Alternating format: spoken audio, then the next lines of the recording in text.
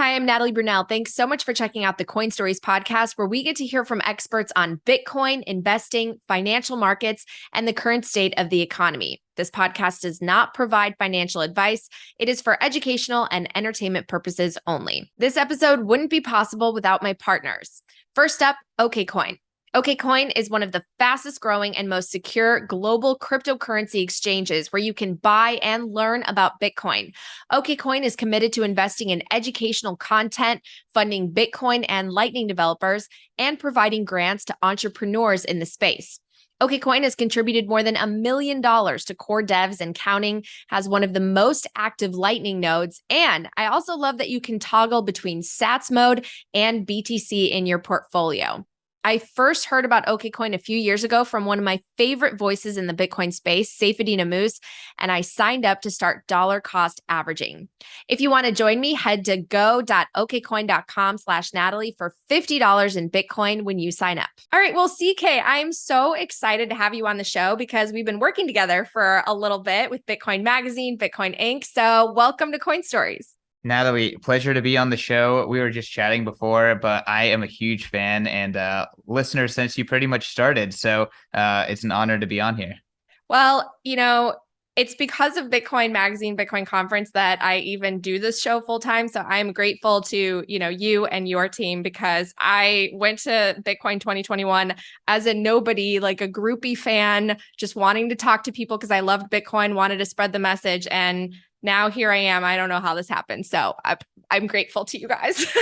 Well, thank you so much. And I mean, that's the coolest thing about Bitcoin media, Bitcoin community, Bitcoin conference work is that you kind of just get to bring people together and then people make magic happen. So I think, everything that you've done since has, been nothing short of magic. So Well, that's very that nice. and many other examples is really exciting. And it really what drives, what we do every single day. Well, I appreciate that. I'm excited to talk about Bitcoin Amsterdam, but first, let's hear a little bit more about you. I want to get to know you. Let's start at the very beginning because I know you're from kind of close to where I live right now, San Pedro, Orange County area. So tell me about your upbringing. Yeah, so I'm from I'm not from Orange County. I'm from South LA County, but I'm from Southern California.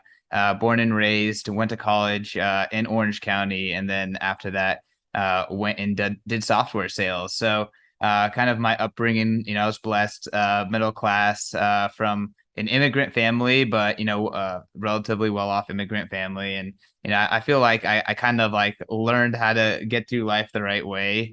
So I feel blessed that way, but I also got really primed to see Bitcoin, but through just, growing up, doing my thing, going through college, getting into sales, being up in Silicon Valley, somehow I kind of got primed in 2017, discovered Bitcoin, and that just absolutely changed my life. Share with us your family immigration story because I did see, I think it was on LinkedIn or something, that you speak Arabic. Yeah, no, so I'm Egyptian. My dad and mom are both from Cairo. My dad moved here when he was like 18, finished up high school and went to college up in the Bay Area, moved down to San Pedro, started a Moroccan restaurant, and, had some success, went back to Egypt, brought my mom over, and, the rest is kind of history, but they've just been planted in Southern California since. Wow. So did they want to come here for the American dream? Like, have your parents told you really interesting stories about their backgrounds and what led them here?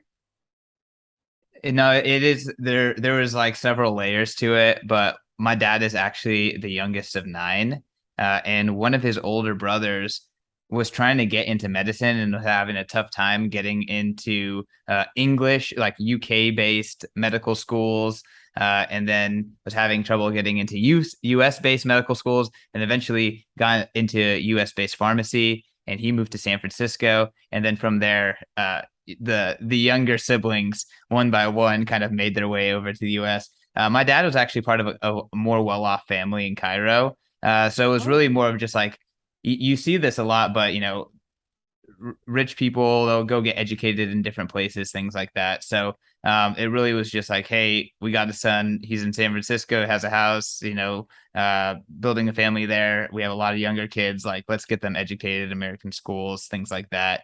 And the rest is kind of history. Are you related to a The whole pharaoh? family moved over. Are I you are mean, you there's a very small gene pool, so I don't know. Who knows?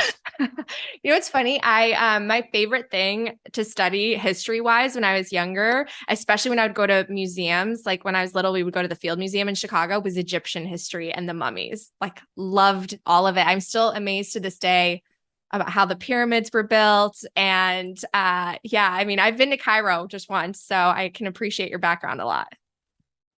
Well, thank you. And yeah, I mean, I think there's something about Egyptian history and ancient Egyptian civilization that is really awe-inspiring. And it's amazing to think of like the Great Pyramids as like this massive proof of work. So Uh-huh. even this idea of like unforgeable costliness, this proof of work that stands the test of time, uh, there's a reason why that's so impactful, and I think that's a big reason why ancient Egyptian society is, still has this lore. Okay, so you went to Chapman University, which is close by as well. How the heck did you get into software sales? Yeah, so went to Chapman, business comms, just trying to get a job, started doing selling hardware equipment just because my fraternity brother had an internship. He got me the internship.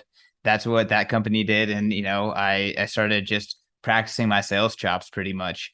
But from there, I graduated and I was looking to get, more sales jobs. That's the only real skill set I had. And all of the best sales jobs with the highest paying salaries are all in the Bay Area. So much to my mother's dismay, I, packed up my car, moved up to San Jose, got a startup job and, started doing software sales. But I feel blessed that I went up to the Bay Area just because the Bitcoin scene there was so strong when I discovered Bitcoin, and even the crypto scene and all of that. It was so strong when I discovered Bitcoin that it really gave, someone who had some ambition an opportunity to like figure it out, right? Like if I was in Kansas or even if I was in San Diego or someplace that didn't have that tech scene, I don't maybe I would not have had, early success getting into the industry like I did.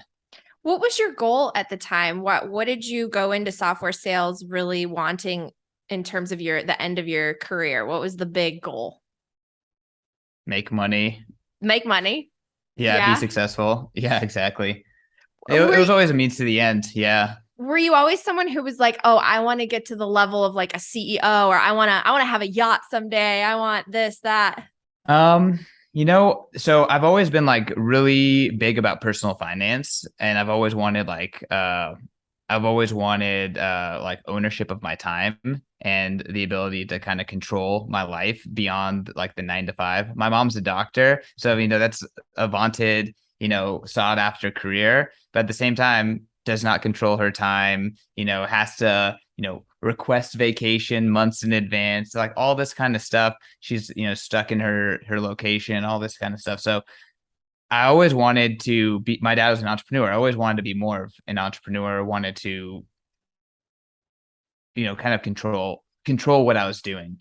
So I was always really interested in one, sales, because two, you could get you could command a large income quickly at a young age, and then obviously from there comes investing. So investing, personal finance, the credit card game. So there's always a means to an end, and that end was freedom, and Mm. freedom through financial responsibility and capital accumulation. That was always kind of my strategy. So when I discovered Bitcoin in 2017, it was like intuitive to me immediately almost. And I even went Bitcoin only, maxi, whatever you want to call it, within like 3 months of discovering Bitcoin. Like it really did not take a long time for me to be able to like see through all the kind of noise out there. Yeah, okay. So I want to dig into that a little bit more. First of all, how did you discover Bitcoin when you were up in the Bay Area? And why was it that you seem to have been so predisposed to appreciating the principles that it stands for? So one of my good friends, she had done sales with me at my first startup in the Bay Area in 2017, fall of 2017. She called me up and she was like, "Hey, dude, Bitcoin.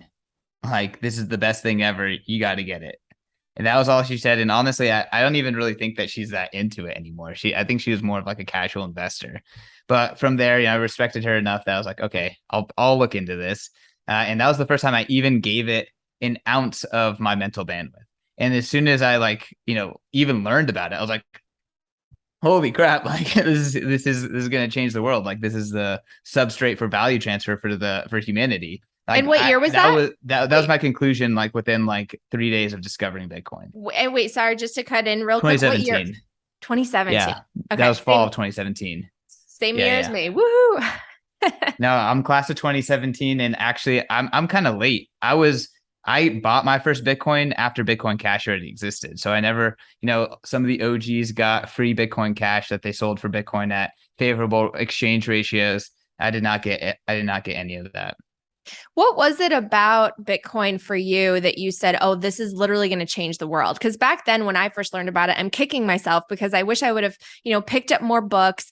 I saw it more as just like some new trendy thing in the same way that, companies were coming out like Uber from Silicon Valley and, a stock or this or that. And I never really took the time until years later to sit down, study it, and become really overwhelmed with conviction.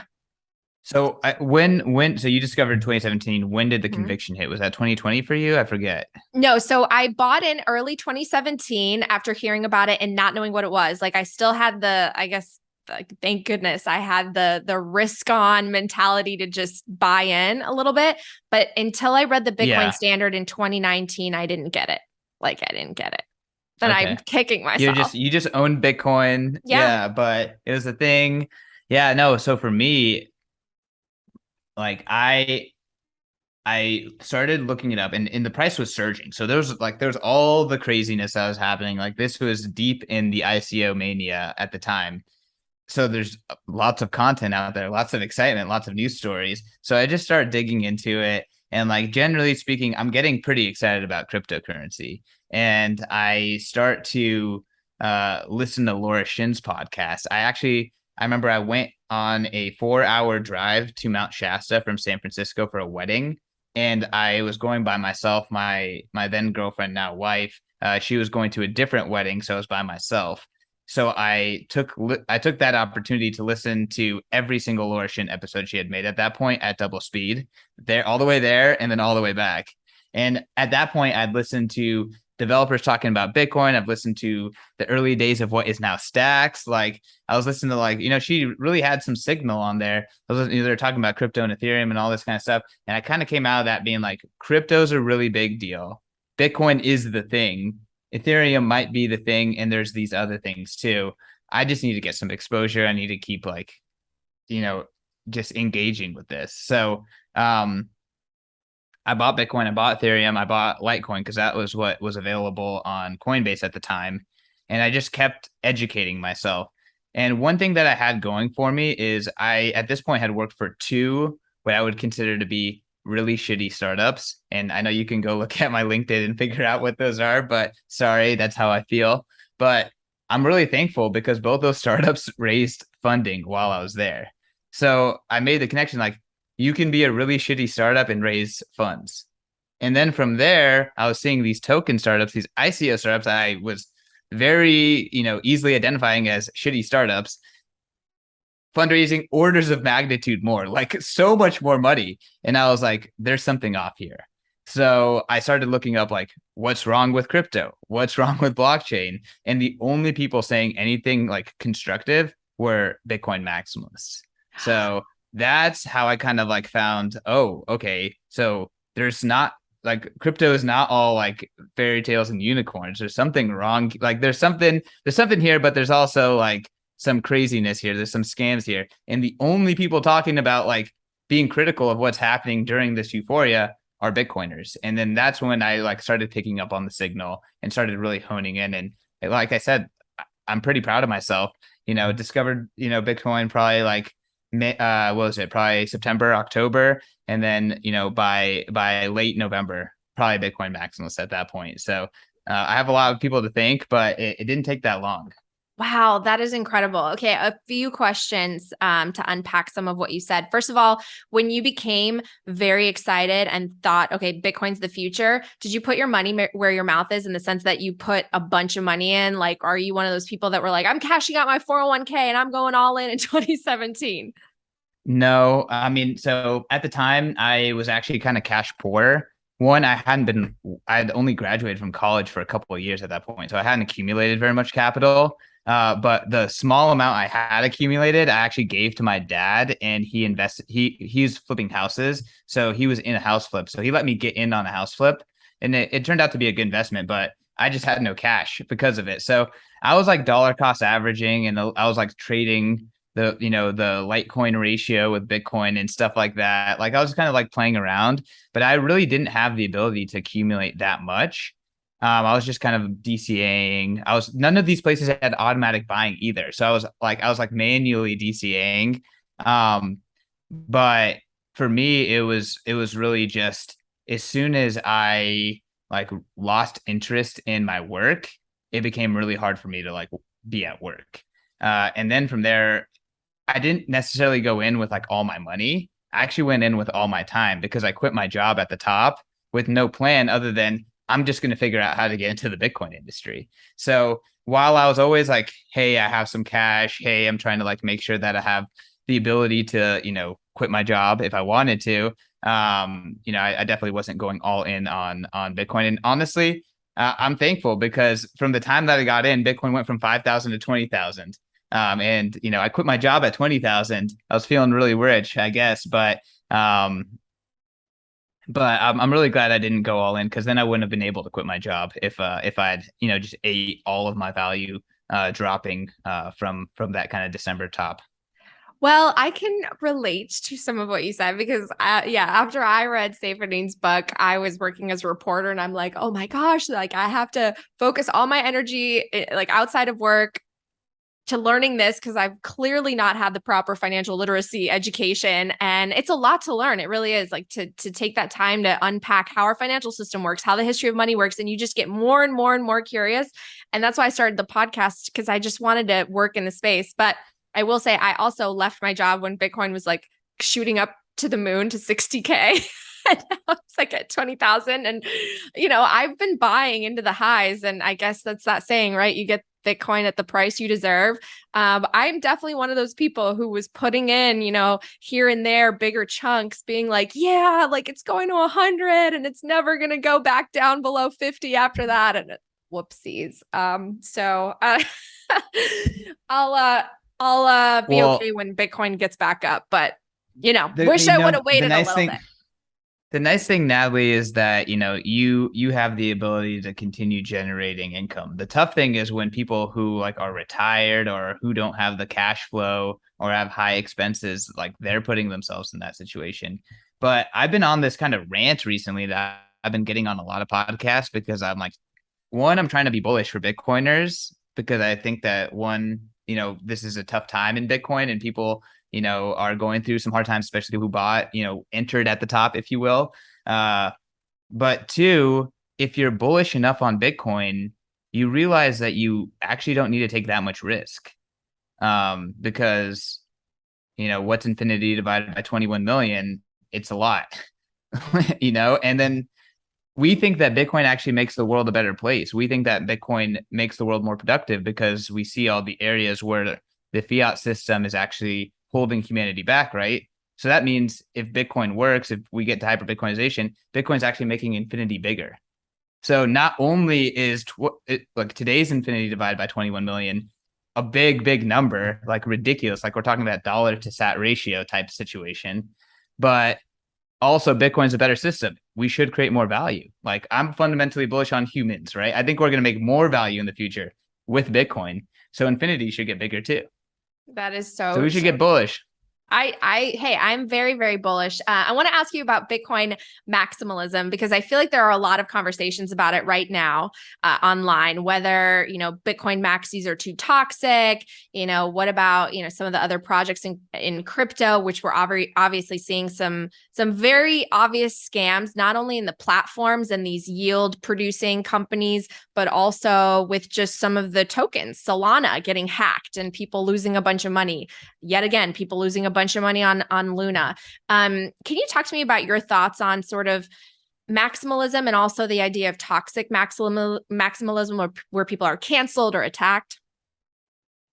Well, yeah, I definitely can. I would say that, first and foremost, I think my colleague at Bitcoin Magazine, Pete Rizzo, is putting forward some of the best intellectual arguments, kind of defending the institution of maximalism, of like Bitcoin maximalism. And I have to say that I'm a product of Bitcoin maximalism. Like, why did I discover that crypto was not a thing? Because I looked up what's wrong with crypto, what's wrong with tokens, and there was Bitcoin maximalists on the internet saying, this is what's wrong with these things. They're actually educating people. Whereas Bloomberg, Brian Kelly teaching people how to buy Ripple at the top. Like, what's toxic? Someone being mean on the internet, or someone telling you that is a trusted financial advisor, who is on financial television, telling you how to buy a scam worthless token at the top. So I think people need to put these things into perspective. Like, a lot of, I'm sure you talked about the Terra blow up on Hard Money and maybe with some other guests on the show, but like there was a lot of people who are depending on crypto, depending on stable coins in the developing world, who were like using Terra, and they thought that they were using a stable coin that was the same as USDT or USDC, that was better because it gave them 20% interest, right? And all this kind of stuff. And guess what? That went to zero. So who is saying, hey, you shouldn't do that? It was pretty much just the Bitcoin maximalists, right? So not to say that, Bitcoin maximalists and people on the internet who identify as Bitcoin maximalists can't act out of line. Like, there's people who act out of line in every single community. Like, I'm a Dodgers fan. I remember when the Dodger fan murdered a Giants fan in the parking lot. Like, that is really toxic, but that doesn't mean that like Dodger fans and the Dodgers as an organization is like a toxic wreck. Like, it's just one bad actor. And yes, there's a guise of like not being super tolerant to new things in the space and things that are connected to money printing, printing these things out. Maybe some of it is a little bit misguided. Maybe some of it doesn't have all the context that is required. But for the most part, 9 times out of 10, it's spot on. Bitcoin is money. There's grifters everywhere. So I don't know. I personally, I don't like to cancel. I think that that's wrong. I don't like the internet mob. I like to have intelligent discourse. Actually, at the beginning of my Bitcoin career, one of the things that helped me go from sales to content, and maybe we can talk about that, is I started a podcast called POV Crypto with David Hoffman, who is a huge star in the Ethereum space now, and he's a co-host of the Bankless podcast. So I'm all about like, hey, let's talk about what's happening in all this stuff. Let's have a conversation. Let's debate it out, whatever. Like, I'm all about the conversation. But at the end of the day, there's one group of people, who are trying to protect consumers, that are driven morally, ethically, and are coalescing around a revolutionary technology that is Bitcoin, that has an enormous amount of potential good that it can do for the world. And then there's several other groups that either don't care, know about it, but are trying to take advantage of the situation, or are just, I would say, tolerant to the grift, tolerant to the abuses and things like that. So I don't know. Again, I'm not trying to make excuses for maybe people who are acting bad on the internet. You can look at how I behave on the internet. That's the only person I can represent, and I'm very proud of how I hold myself on the internet. But ultimately, I'm proud of the Bitcoin space. I'm proud of people who, in a world that I would consider to be clown world, in a world with very little kind of moral, ethical guidance, like, there is actually a cohort of people that are morally and ethically driven, and they're trying to do what's best for humanity, and they're trying to push against the narrative. I just don't see anyone else doing it. So I can't I can't hate on Bitcoiners. I can't hate on the maximalists at all. Yeah, no, and I really appreciate how thoughtful you are in your messaging, because you do set out to educate people. And, it's funny. One thing I want to say about this is it really is a learning journey, just like how you had to kind of find out by dabbling in crypto first, or be led down the path by maximalists who were open to bringing you over to the light side of the team. I feel the same way. I mean, I definitely had points when I started this, even when I started the podcast, where I thought it's going to be Bitcoin at the top and the ultimate store of value and the global reserve asset. But then there will also be other tokens, projects, a basket, so to speak, of digital currencies that will play more like stocks, and they will be deemed securities, but this whole world will exist. And then I got to talking and reading the works of people like Jeff Booth, for example, who's actually about to put out a really great piece that I had the chance to preview about why he believes every other cryptocurrency will fail. And he puts it in sort of a pyramid of scalability, security, and decentralization. And that ultimately these other projects will not be secure, so they'll fail, or they can't be decentralized. It's too expensive. You could just use a database. They will ultimately centralize. So again, they will fail. A blockchain is not needed for everything. And so I needed those people to send me on that path. But I will say it's important for us Bitcoiners to go to events of crypto, Web3 or whatever, and bring people on our team, because there's so many who conflate it, get excited, by the metaverse or NFTs, which I think actually, the NFTs will end up on Bitcoin. But we need to engage with those people. And like, I recently got attacked because I'm going to a Web3 event to speak about Bitcoin and why I'm Bitcoin only. And it's like, yo, guys, just chill out for a second. So anyway, not sure if you have any comment on that, but I do want to hear how you segued from software sales to content and ultimately Bitcoin Magazine and Inc. No, absolutely. And just to kind of put a pin on it is like, hey, people that are making a difference, that are the subjects of conversation are doing something right. And if you are an internet troll, maybe you should focus on doing something different. So internet trolling, can be good and fun, but ultimately it's really not the most productive thing that you could be doing. And if people are trolling you, like, odds are is there's a reason, and it's because you get attention, you have influence, people are paying attention.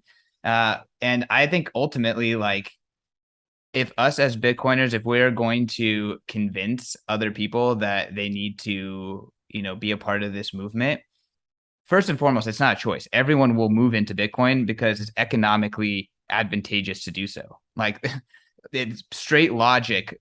It's either, poverty or freedom. It's just like communism or capitalism. It's, people were running away from communism. Like, this is known. So I don't think like we need to like go and advocate for like not being poor. But with that being said, like, going to a place and like representing the Bitcoin view, like giving this intellectual, scientifically backed perspective a voice and taking advantage of a platform that someone is willing to give you to an audience that's willing to hear, it's worth it. Like, that's not a bad thing. So here's the beautiful thing about Bitcoin. Bitcoin never has to make trade-offs. Bitcoin gets it all. Bitcoin gets the hardcore who are never going to talk to a politician and they're just going to write code. And then Bitcoin gets the TV personalities that got orange pilled and they want to educate the world. And Bitcoin also gets the CEOs that are going to go and they're going to talk about this to, corporate and treasury governors. It's also going to get the politicians that are going to get orange pilled and or are just going to grift, but still are going to show Bitcoin. Like, Bitcoin's going to get it all no matter what. Like, Bitcoin is not making choices here. Everything is good for Bitcoin.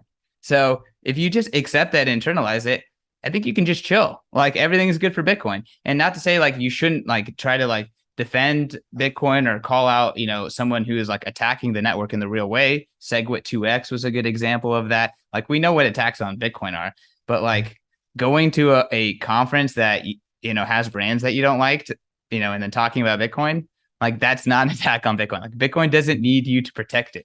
It's going to be fine. And if anything, everything's good for Bitcoin. Like, I firmly believe that. That's true. And Bitcoin doesn't care about any of us. So we have to remember that. Yep. We are going to take a quick break from the show to hear these messages from my partners. First up, are you ready for an international Bitcoin conference? Here's a look at Miami 2022, but Bitcoin Magazine and the team that brought you the world's largest Bitcoin conference is bringing the mission of Hyperbitcoinization global with the inaugural European gathering this fall. Bitcoin Amsterdam will take place on October 12th through the 14th at a beautiful venue venue in the heart of the city. Join thousands of Bitcoiners for 3 days of curated Bitcoin content that is relevant to the emerging Bitcoin scene in Europe and the global movement. Confirmed speakers include Dr. Adam Back, Alex Gladstein, Greg Foss, Ray Youssef, and many, many more. The European installment of Sound Money Fest will also take place on day 3 of the event, October 14th, and admission is included with GA and Will passes. I will be there. I'm super excited. So head to b.tc/conference and use the code HODL for 10% off your pass. You can also buy tickets to Bitcoin 2023, which will be held in Miami next May. And this episode is also brought to you by Fold. Fold is the best Bitcoin rewards debit card and shopping app in the world. How would you like to earn Bitcoin on every single purchase and spin a fun wheel so that you can earn sats every single day? Whether you're shopping at Amazon or grocery store or anywhere that you go, you can earn Bitcoin on every single thing you buy with Fold's Bitcoin Cashback debit card. And you can spin the daily wheel, which is super fun, to earn more free Bitcoin. And people have actually walked away with one whole coin on this thing. Head to foldapp.com/Natalie. And when you sign up, you get 5,000 sats. Now back to the show. That's true. And Bitcoin doesn't care about any of us. So we have to remember that. Yeah. Okay. Doesn't care about us, and it doesn't need us. Truly, it does not need any of us. But yeah, let's talk about from sales to media. Because, here's like people, they struggle to change careers because it's so much easier to get a salary that you are accustomed to and use skill sets that you already know. But the way that I did it was, one, I already had the sales skill set and actually use that sales skill set to get into an industry that I wanted. So I quit my job at the top, literally like within, I think I put in my 2 weeks before Christmas, 2017. If you look at the Bitcoin price, like the chart history, that is like within 3 days of the top. So I know that my coworkers were all clowning me after that. I had no plan other than, hey, Mom, for my birthday, can you buy me a ticket to the North American Bitcoin Conference? I went there. There's banana coin posters, radiology chain, all this like crazy noise that's happening in January 2018. But there was BTC Inc. There. And the former CRO, this guy named Bryce Wells, was there. I went up to him, gave him my card, shook his hand, said, Bitcoin sales, San Francisco. He said, call me back, make sure we have a conversation after this. And 2 weeks later, I had a job. I was doing sales at BTC Inc. for their conferences. So that was step number one. I can keep going. Do you have follow-up? First of all, I want to hear more, but don't you think it's kind of amazing that when Bitcoin magazine first came out, it was 1 Bitcoin per edition? I'm like, whoa. And number 2, that Vitalik Buterin was involved, right? Yeah, no, he was involved, but a lot of characters were involved. Charlie Lee, the entire executive staff of BitPay, like the who's who, like kind of had their hand in the Bitcoin magazine pot. And thankfully, David Bailey, who's an incredible Bitcoin maximalist, an incredible Bitcoiner, he ended up buying it in 2013, and in 2019 is when we went Bitcoin only. But yeah, just a little slight tangent, but Bitcoin magazine, it's an institution that goes beyond any one person. And I think it's really been part of Bitcoin's history the whole time. So honored to be a part of it today. Well, yeah. Tell me a little bit more before we focus more on like Bitcoin headlines. Just, you're now, you like head up, your general manager, right? General manager of Bitcoin magazine. That's like a huge title. And in a world where media is kind of splintering, right? People aren't really reading a lot of magazines anymore. People are mostly on social media. Like, talk to me about the framework behind Bitcoin magazine and how it can put on a massive scale conference like Bitcoin conference. Yeah. So I guess just to, complete how I pivoted from sales. So step number 1, use sales to get into the right company. And then from there, start developing other skill sets and then, enable yourself to pivot within that company. So I started POV Crypto Podcast with David Hoffman, who's now co-host of Bankless. He's doing great things. Really proud of him. But I just started podcasting, and actually my podcast was out competing the Bitcoin Magazine podcast at the time. So then my boss was like, hey, you should be in charge of the podcast. So I was doing sales and the podcast simultaneously. From there, podcast went to leading multimedia, went to leading Bitcoin Magazine, the publication.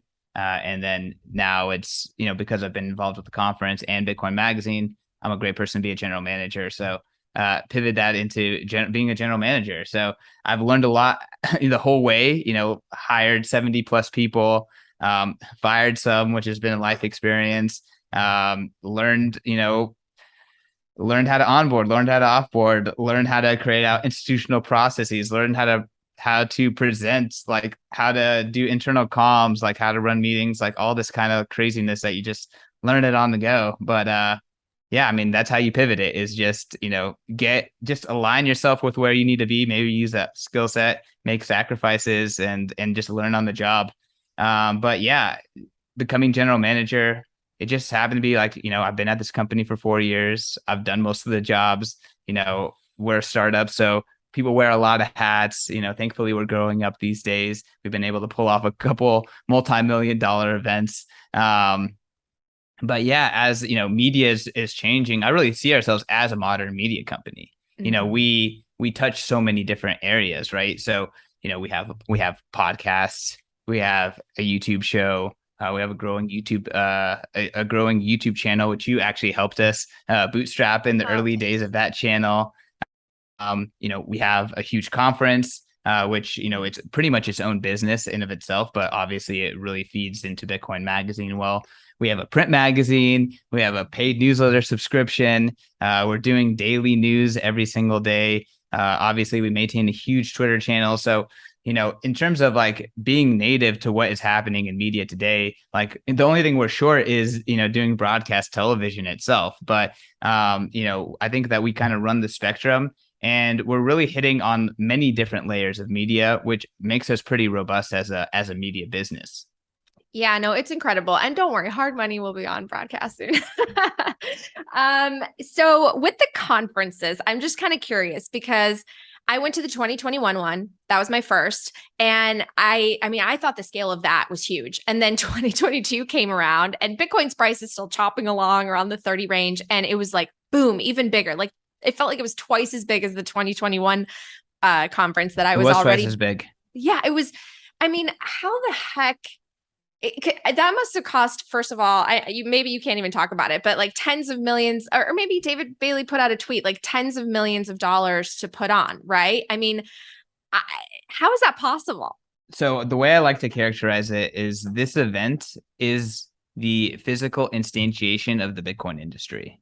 So Bitcoin 2019 had about 1,900 people, a little less than 2,000 people there in San Francisco. Bitcoin 2020 got canceled, but was on track for 4,000 people. Bitcoin 2021, 12,000 people, hundreds of sponsors, multi-million-dollar event.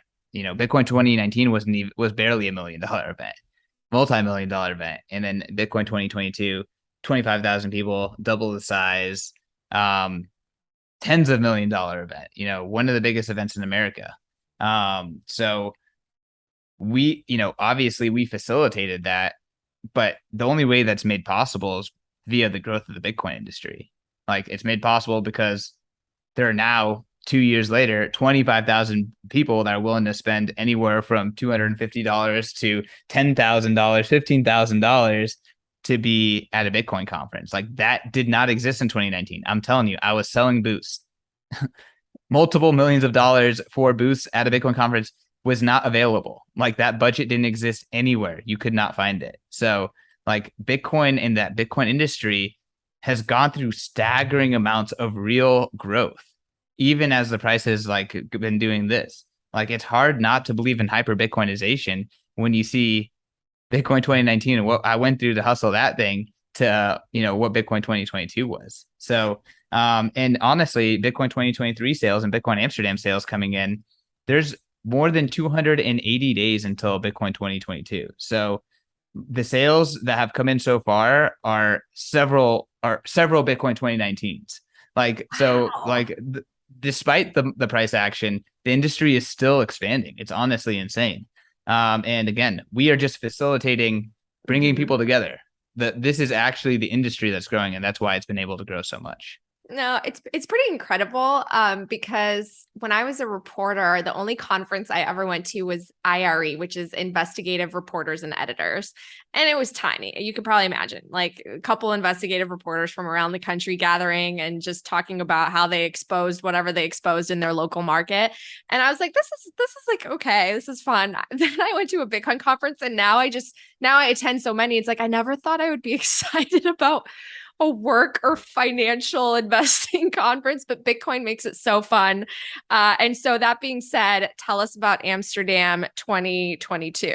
Yeah. So one of the biggest complaints that we got for Bitcoin 2021 and Bitcoin 2022 was centered around how difficult it has been to fly into the US, especially from Europe and even South America. I mean, although South America and Mexico was easier in 21, but as the regulations have shifted, it's been difficult for different people of different countries and nationalities to get in.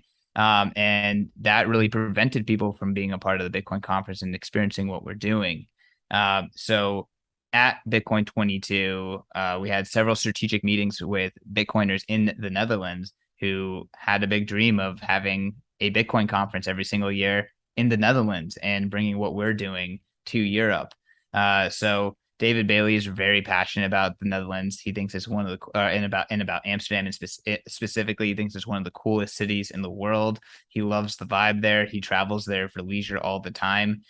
So there was really a spot in his heart for it. And then everything that we do at BTC Inc. is in homage to Bitcoin and Bitcoin history. So Bitcoin 2019, when we brought back the Bitcoin conference, it was actually inspired by Bitcoin 2013 in San Jose, which is why we went to the Bay Area in San Francisco.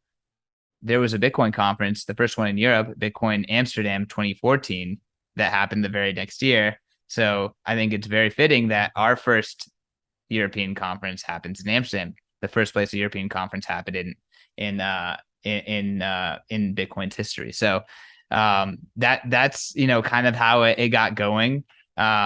Obviously, Aaron Van Werdum, one of our most beloved contributors and members of the team at Bitcoin Magazine, has been throughout our history. He's Dutch. He lives in the Netherlands, very close to Amsterdam. So he was pushing really hard to have this event there as well. And he really endorsed the different people we're working with. So really excited to have it there. And again, really excited to bring a Bitcoin conference to Europe. And, like I was telling you, we're really trying to focus on the elements that make Europe really unique to Bitcoin and making it really different than the Bitcoin conference. And one thing that makes it really different, other than the fact it's in Amsterdam, is the size. Like this event is going to be less than 5,000 people, which I think is a really big selling factor, because when the Bitcoin conference is now 25,000 people every single year, it's nice to go to something that's a little bit more intimate. There's going to be a bear market conference as well, so a lot of the hardcore people. So if you want to go to a Bitcoin conference that's intimate, extremely well executed, just like what we do in Miami every single year, really has a deep dive on kind of the European and Dutch element of what's happening with Bitcoin. It's all about Bitcoin Amsterdam. It's going to be an amazing time. And just like we did with the Bitcoin conference, we're doing 2 GA days and a Sound Money Fest with some amazing Dutch DJs. So it's going to be an all-day party to celebrate it at the end. So it's going to be a blast. Oh, Europeans, they party late, guys. So I'm excited for this. Is it a lot harder planning one of these in a true bear market? Because I don't think a lot of us expected Bitcoin to go down as far as it did. And it's got to be, I mean, planning wise, even looking into 2023, how is the bear market impacting things with the company? Well, I mean, the bear market impacts the entire industry. So, I mean, this, we all know this, everyone is affected by Bitcoin going from 60K to 20K.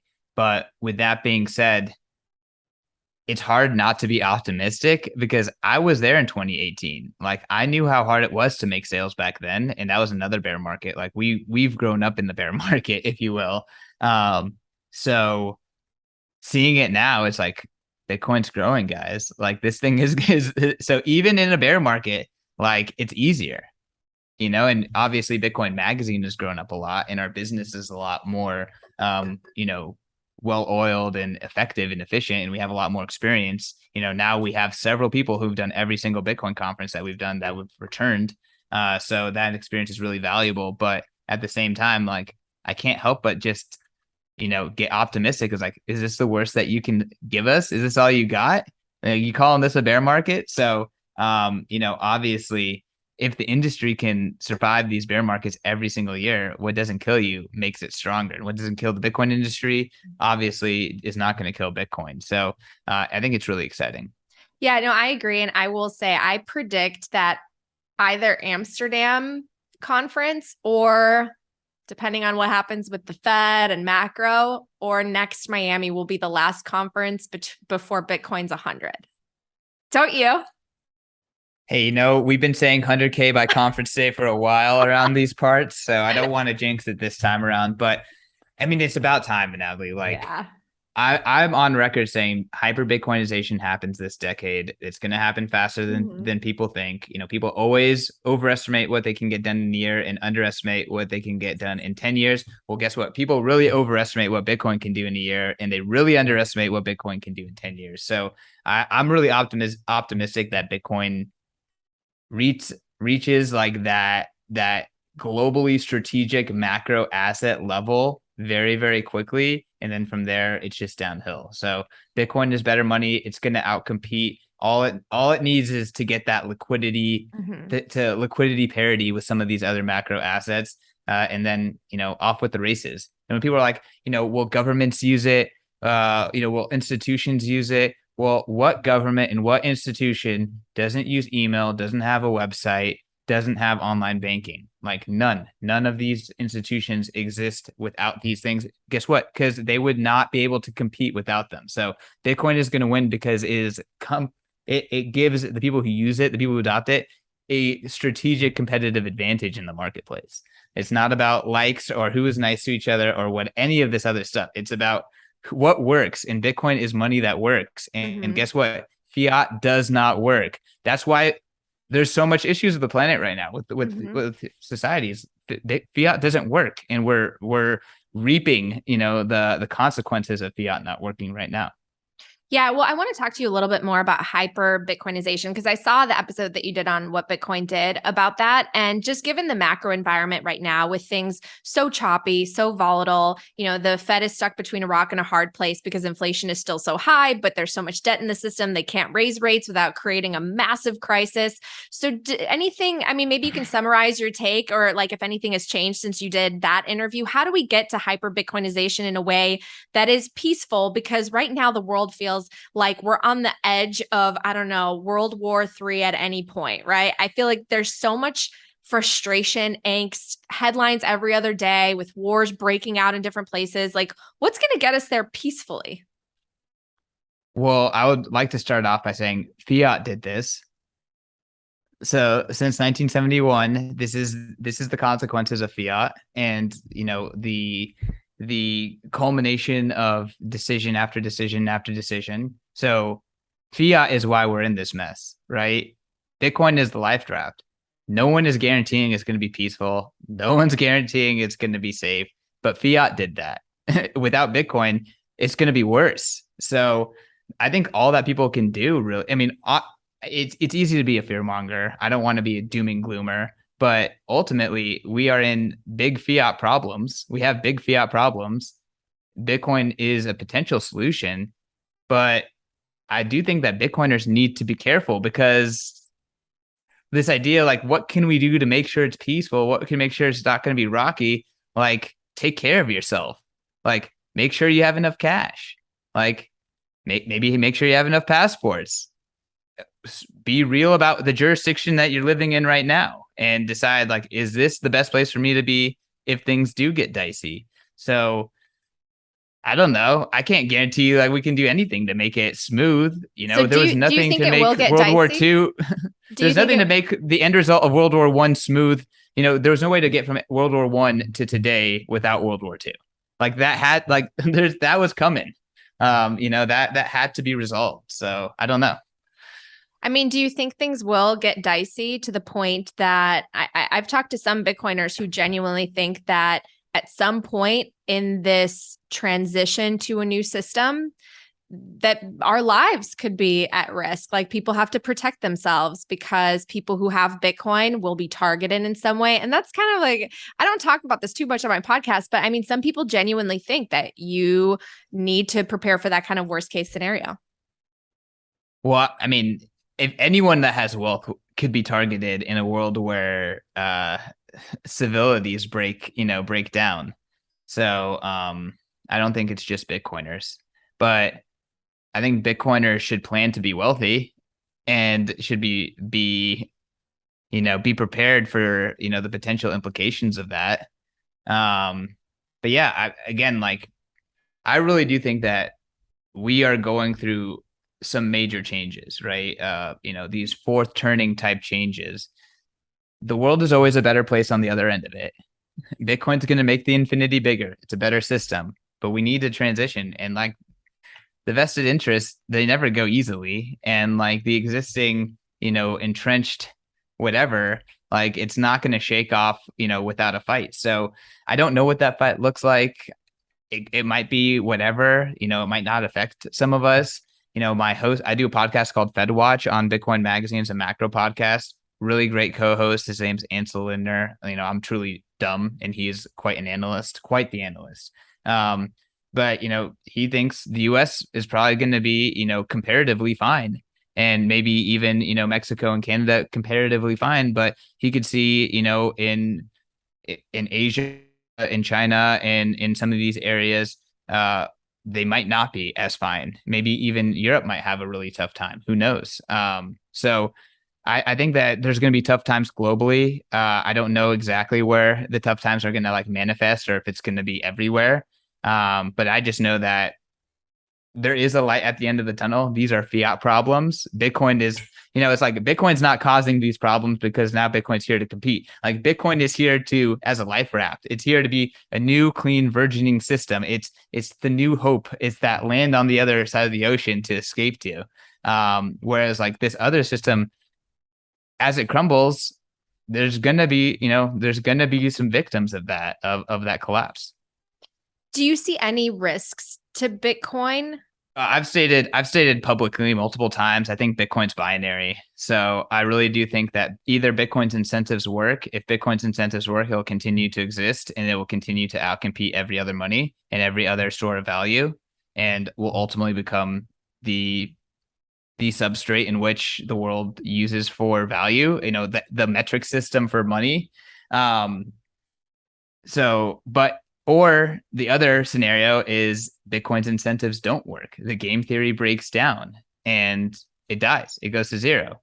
So I really do think that like everyone who is investing in Bitcoin, everyone who's relying on Bitcoin, they should be prepared for Bitcoin zero. Like that should be part of your risk assessment.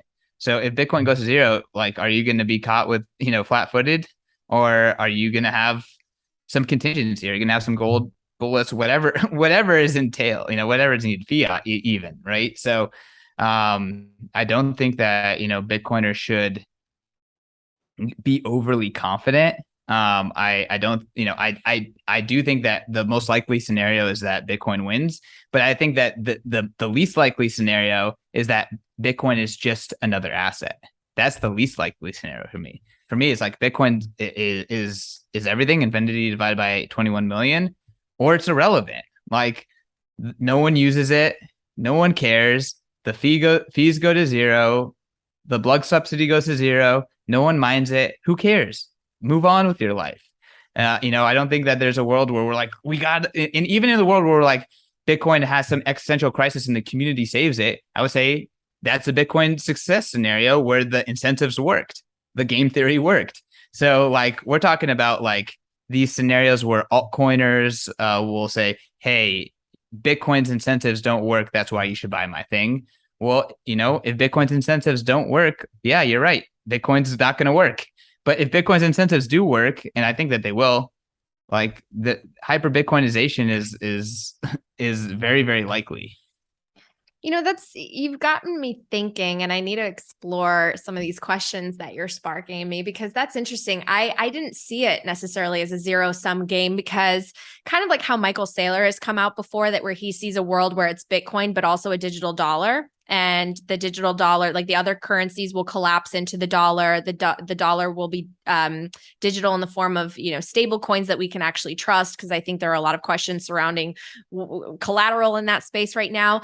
But at the same time, you do have to wonder how could that be if Bitcoin is really the only thing you need. But I guess it's hard to imagine a world where all of a sudden bonds disappear, like truly, in a realistic sense, because I feel like if it did happen, it would take a very long time. But bonds disappear, gold demonetizes, stocks demonetize, our houses are actually going down in value. Like when you really sit down and think about the Bitcoin world, I feel like confident that it could So and will many happen, problems but solved. also, yeah, it feels like it's very far away. It will not be in my lifetime, or for some time, Bitcoin will be an asset class and a store of value, whereas the digital dollar would be the medium of exchange. But that's interesting. I think I'm going to explore that more, because maybe you're right, Mary. Maybe it is a zero sum game. So I'm not making like a short-term prediction. I'm making like the ultimate end result prediction is like infinity divided by 21 million. And guess what? If every fiat currency is pegged to Bitcoin or is using Bitcoin as like its underlying value, that's hyperbitcoinization. That's infinity divided by 21 million. So that still plays out, right? But one, Michael Saylor runs a publicly traded company in the United States. He has shareholders. He has a lot of people, examining every single word he says. Thankfully, that's not me. So I can say that Bitcoin is demonetizing gold and the dollar simultaneously without flinching. I think that that's true. Like when I think of how does the dollar exist with Bitcoin, I'm like, okay, is there any transportation that's done by horseback? No. Okay. How about what mission critical information is delivered by paper? Via envelope. Very little, not much. If anything, they're going digital with encryption, right? So I truly see government money, fiat money, as like the equivalent to the Bible only being in Latin, like to the Pony Express, to wood fire powered homes off the grid. Like when electricity gets invented, it's just gone. Like it's irrelevant now. Like how long did it take for that to get adopted? As long as it took to get the power lines built out. Okay. Well, all the power lines for Bitcoin are already built out. Everyone has a smartphone. Like that's a fact. Like that's the one thing that the majority of the planet actually has. They don't have healthcare. They don't have they don't have electricity. They don't have running water.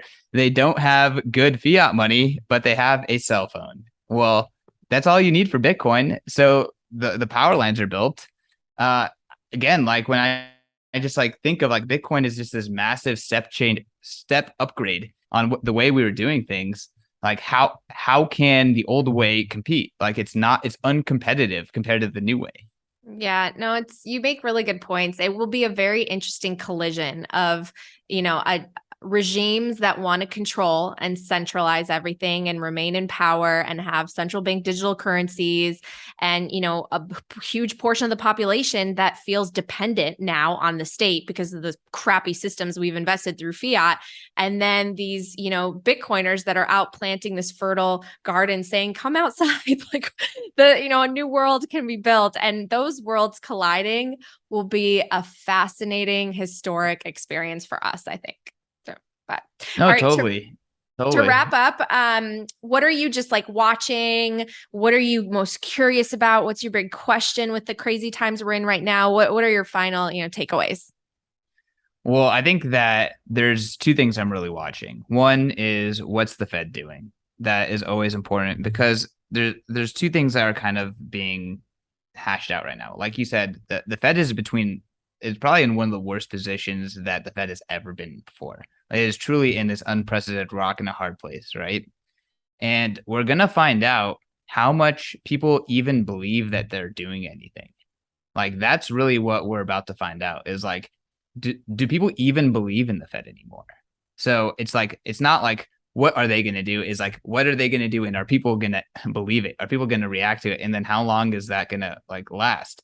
So I think that that's really interesting to watch, is like, because once people stop believing in the Fed, then we're in a whole new ball game. like, like we've changed the game completely. Like right now, everyone's saying the Fed pivot, but what happens when the Fed pivots and stuff doesn't rip up, right? What happens when the Fed pivots and rates don't respond the way that they're dictating, right?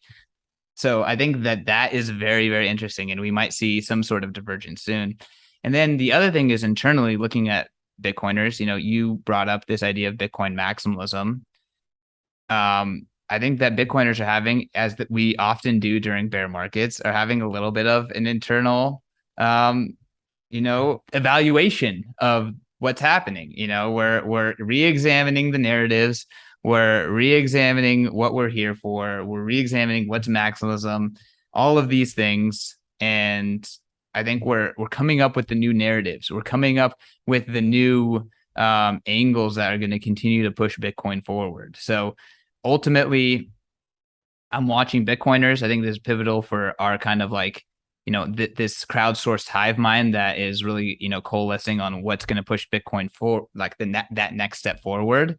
And then it's just interesting to see what's happening in macro. So those are the two things I'm looking forward to.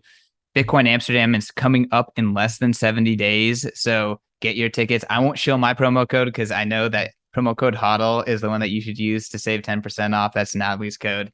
But that is October 12th through the 14th. It's going to be an amazing time in Amsterdam. And if you can't go to that, Bitcoin 2023 next May, you got to be there. So that's going to be 25,000 people plus Miami Beach Convention Center. It's going to be amazing. So b.tc/conference, get your ticket, use promo code HODL. You know the drill. Awesome. Well, CK, it has been so nice to have you. I'm sure we'll chat again, and I'll see you in Amsterdam. See you in Amsterdam.